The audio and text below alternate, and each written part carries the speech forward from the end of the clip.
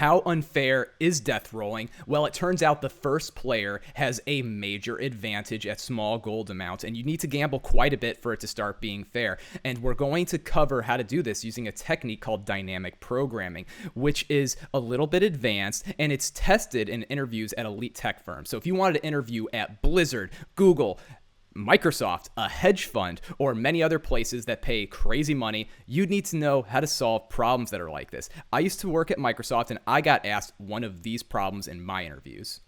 You would need to be able to do things like figure out how unfair a death roll is. Now, that's my stupid hook to try to get you interested.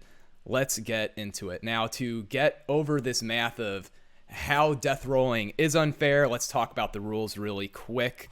The person who goes first can't lose on the first roll. That's the big reason why death rolling is unfair, beyond it obviously being a turn-based game, which puts in lots of bias. Now, what do I mean by the person going first can't lose? Well, if you start the death roll and you roll a 1, you're allowed to just roll again. You don't just hand the gold over. So that's where most of the advantage is conferred. Now, let's go over what this box I'm drawing is. It is the chances for each person to win. Now remember, we're playing and I'm going first, so I will always roll a 2 when we're betting 2 gold, but you have a chance of rolling a 1 when it's your turn. And if you do roll a 1 as the second player, then me, the first player, would win, and this is 50% of the time. You just lose right off the bat. And if you were to roll a 2 after I rolled my freebie 2, the only thing you're able to do is then challenge me to the same problem. You get me? It's the same as this greater problem which we're solving, but it's a sub-problem of it, where I now have to roll, and I could roll a 1. And if I roll a 1 then, on my second roll, you win. And this will happen 25% of the time. Now, this pattern repeats where then you're up again. This is your second time rolling, and out of the remainder of the possibilities, you will lose half the time here. This little remainder space is 25%, and so half the time you'll lose it. We can keep chopping this up recursively, but that's not really needed. We can just work with the pattern we have and expand this series of numbers. So we have 50, and then we have a 12. So 50 plus 12, and there would be a 6 that would be right here, and it'd be a little to the left. We have a 6 that would be here, and a 3 that would be here. So 6, 3. We add these in. The 3 belongs to P1. The 6 is P2. And we'll see that basically what's happening is the value's getting cut into fourths each time for the next value in the series. Or you could say that it's halving and it's bouncing up and down like dun, dun, dun, dun, dun. If you add these together, they will be numbers of the ratio 2 up here, 1 down here.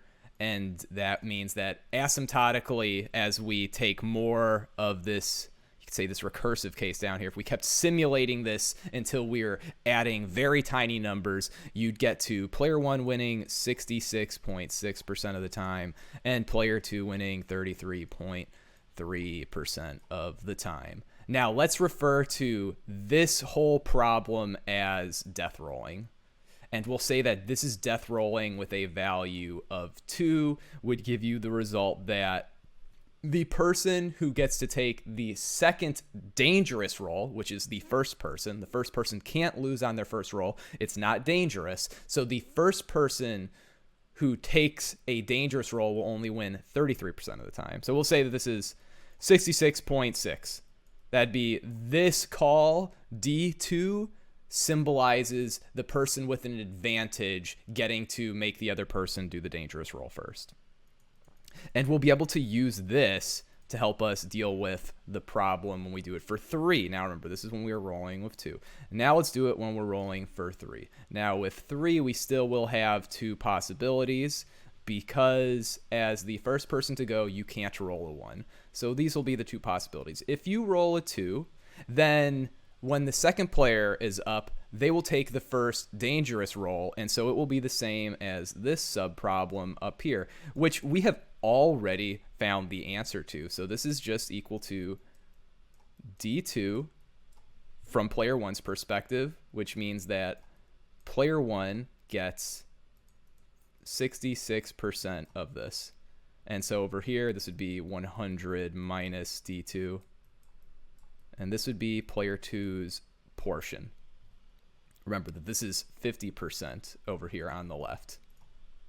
Now, what happens when me as the first person, I roll a 3? Then the way that this plays out is just a little bit differently. You will then have your first roll as the second person. And there are 3 ways that that could play out. So now this number on the top, this will symbolize you as the second player, your rolls. You could roll a 1, a 2, or a 3. If you roll a 1, then player 1 wins. I win. If you roll a 2, then you get to challenge me to this stuff. So that's a problem that we already have a solution for. So this is just, we will say that D2 goes to player 2. This would, of course, get split up. This would be the player 2 portion. This is the player 1 portion. And then if I rolled a 3, well, now you can roll a 3. So this is you rolling the 3, and you can just challenge me to the same problem. What is this really? Well, this is D3. This is what we're trying to solve right now, basically. The whole problem is just this problem. Now let's go over solving that problem a little bit.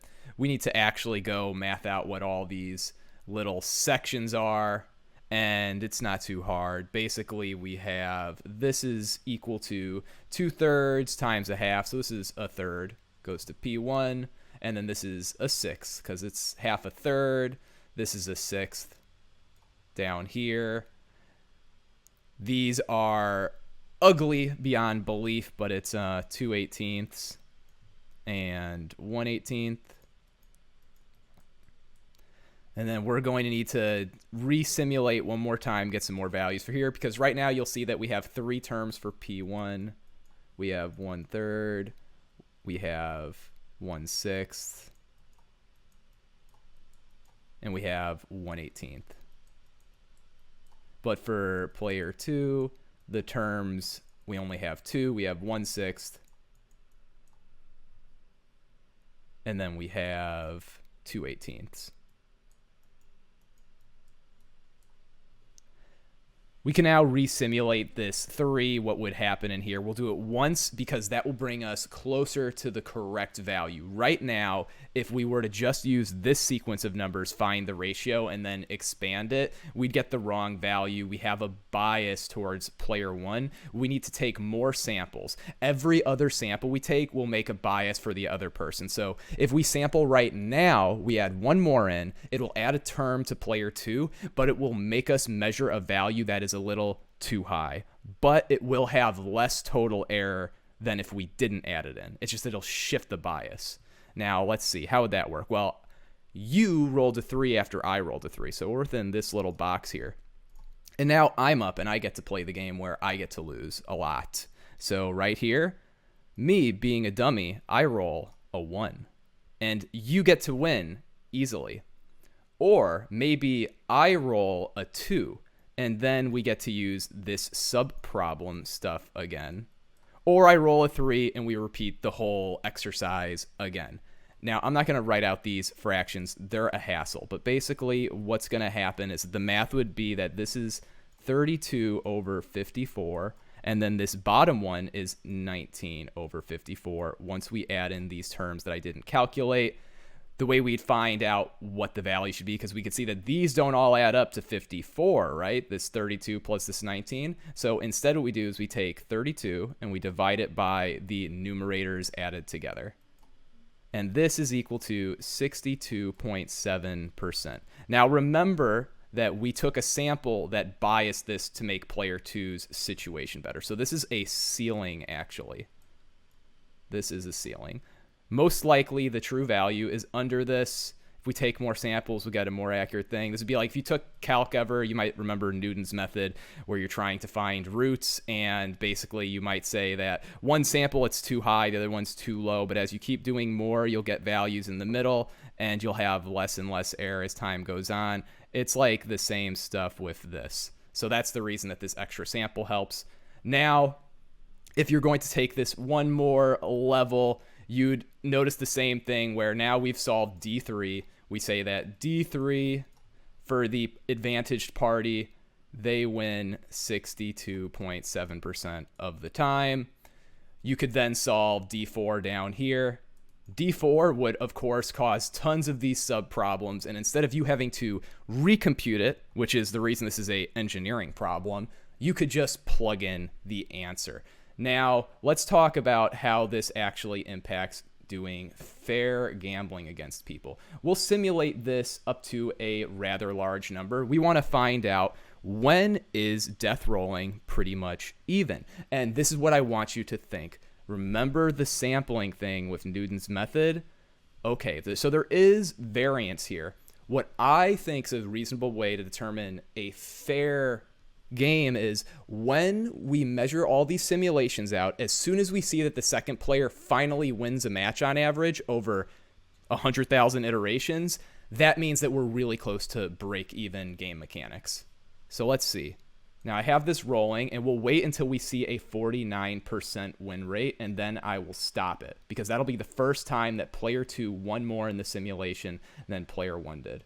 I think I just saw it there. Let's see. Yes, at 120, we have it. So if you were gambling 120 gold, it's pretty much even. But as you can see, there are even a 1% edge. Like this is pretty big if you have a 1% edge, because it's actually more like you have a 2% edge, because you're at 51, they're at 49. You get me? It's like when people talk about faction balance, you can't just take the difference. It's not quite the right way to measure it. But you can see that if you were to death roll in like season discovery and do sums of 10 gold, you would win about 10% of the gold on average that goes into the bet. People probably wouldn't even notice. I mean, you could scam the crap out of people doing this. You shouldn't. It's not nice. But yeah, death rolling isn't fair. If you're doing low numbers, there is a major advantage to be earned by starting it. And if you think that math like this is fascinating, you should be a software developer. For real.